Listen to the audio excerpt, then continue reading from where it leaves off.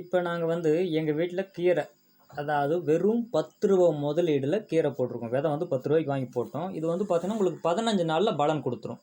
ஓகேங்களா? இந்த பலன் கொடுத்ததுக்கப்புறம் வந்து பார்த்தீங்கன்னா 3 நாளைக்கு ஒரு தடவை வந்து நம்ம கீரையை வந்து வேணுங்கிற அளவுக்கு நம்ம எடுத்துக்கலாம். இப்போ நாங்கள் கொஞ்சமாக தான், சின்னதாக தான் இருக்கும் பாருங்கள் அந்த தோட்டம், அந்த கீரையோடது. இதில் வந்து அவங்க கையில் வச்சிருக்கிறது வந்து பார்த்தீங்கன்னா ஒரு நேரத்துக்கு மட்டும் எடுக்கிறாங்க.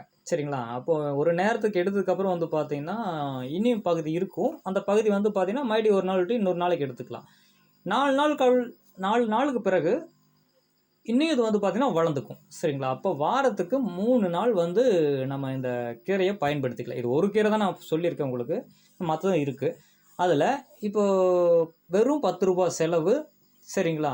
நம்ம உரம் வந்து பார்த்தீங்கன்னா நம்ம சாம்பல் போட்டாவே போதும். சரிங்களா? அதில் இன்னொன்று, நமக்கு விவசாயத்துறையில் வந்து பார்த்தீங்கன்னா, வேளாண் துறையில் வந்து பார்த்தீங்கன்னா உரம் வந்து நமக்கு ஃப்ரீயாகவே கொடுக்குறாங்க. நம்ம வாங்கி போட்டுக்கலாம்.